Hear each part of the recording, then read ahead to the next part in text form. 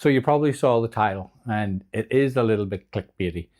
Um, but it's sort of true in a way. It's like for the last 10 years, I have been an NRA certified rifle and pistol instructor. So I've been teaching people for 10 years to shoot, how to do, home firearm safety courses, concealed carry classes. And I've always been the type of person that I just keep my own opinions to myself. It's like I'm kind of one of those people that pass as a straight guy. So even though where I'm working, it's all macho and machismo, and it's like people go there, and it's like even when I've seen people when they come in there, especially the ladies and especially the gays, like they'll come in to be taught, to have fun, or to get a lesson, and you can see they're uncomfortable just with the surroundings, because we have the like "don't tread on me" flags up, we have "this is a republic," we have all the NRA talking points, we have every poster that there is all around the place. So it can be a little bit intimidating to people of my persuasion and others. And I generally, I just ignore the whole thing. I don't care. I just do my thing. I love teaching guns, so that's what I do. So I wasn't even going to make a video tonight, but what I decided to do today was I have applied to the Liberal Gun Club. I was never a liberal. I was never a Republican. I was never a Democrat. But in this administration, as you've probably seen in the videos that I've been doing recently, I've changed from like a travel video to more of a political video. And that's kind of the direction I think I will be going for a while. Obviously, if I go traveling, I'll do travel videos. But right now, it's more about the political situation that's happening in this country. Do I really want guys to get guns? Well, if they want them, it's up to them. And what I've noticed is the classes that we have been teaching, the demographics have completely shifted. It used to be all rah, rah, rah, America, America, America, people with big trucks and Confederate flags and nuts hanging off the back of their trucks, all that kind of stuff. And over just the last few months, I've been getting to teach class, and there's a lot more purple hair, a lot more nose rings, and a lot more nervous and scared and timid people.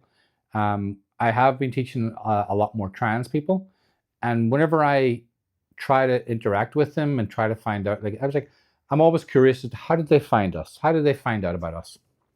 And it was like they always start off really nervous, as if they're who they're talking to. They don't know if they can be themselves. So it's always kind of something like, oh, I saw it on Reddit or Instagram that you guys teach guns here. And I'm like, oh, okay. I says, that's crazy. And I'm so glad you came, and I'm so glad you found us. And I usually throw out, especially when I know it's pretty obvious who the gay, lesbians, trans people are. I always throw out there, oh, my husband, he thinks I'm a Republican. And that, like, instantly, it's a huge icebreaker. And I've noticed you see the relaxation on people's faces. And they're all like, oh my God, like you're a gay? You're like one of us? And I'm like, yeah. And they're like, well, oh God, I didn't think coming here, I didn't know working here, like there would be any gay people. And I kind of want to break that now. I kind of want to break that open. So as I said, I'm getting credentialed to be a Liberal Gun Club instructor. I put in my applications today, and hopefully, I'll become more representative of the gay LGBTQIA community. That's kind of what I want to do. And I've never been an outspoken person. I've always lived my life as an out gay guy. I don't care. It's like, luckily enough, I don't think most people have to ask me if I'm gay, and if they do, it's kind of like, really, even though I have a husband and everything else, and been open. We have businesses here. We've been together 25 years. So it's like, right now, though, I just feel like it's time to stand up. The Project 2025 thing, they're literally trying to dismantle my marriage. And I don't think I can stick for that. And then people are like, oh, they're not going after gay marriage. I mean, no, they are. If you actually read the parts of it that are about that, they're even trying to, anybody that got married, gay married, and got a green card through that, which is me, they're trying to get those people denaturalized. So even though I have my citizenship now, there's a possibility of getting denaturalized if Trump has his way. And so what I've noticed is there's a lot more scared people in the gay community, and they're kind of sort of starting to prepare for what if, like if things start regressing in this country and people start attacking gay people and lesbians and the trans community. It's like I'm not saying people should go out and get guns to be violent. What I'm saying is I want to be a part of the movement where people get guns to defend themselves. Like if an issue should arise, you want to be able to defend yourself. And that's all I'm saying. I've never been a proponent of just get guns. Everybody should get a gun. Massachusetts is where I live. It's one of the hardest places in America to get a gun.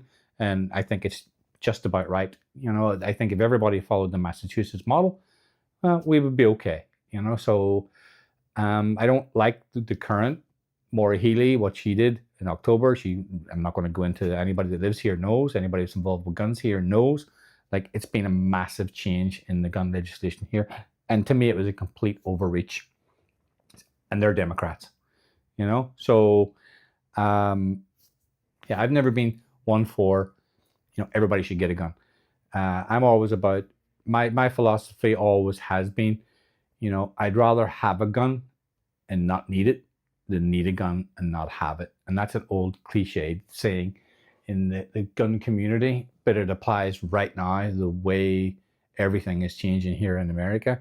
I can see a point, I'm not psychic, I'm not Cleo, but I can see a point where, you know, people feel free to go out and attack people in my community. And if that's the case, then I would like them to be able to defend themselves. It's been actually a pleasant change to see more and more and more gays and lesbians, transgender people in my gun classes because it's, trust me, dealing with all the bros and the yo-yo-yos, it's 10 years is long enough, I think. And it's nice to have a little bit more sensitivity in the class. And what I've also noticed that has encouraged a lot more of the female people whenever they come to be a lot more open and relaxed. And they're actually a little bit more emotional. They're actually opening up. They're like, you know, I'm so scared. I've never done this before. And whereas before it was a very quiet, very stoic, very quiet class.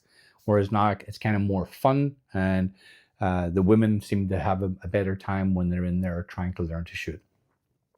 Anyway, I think that's all the points I wanted to make tonight.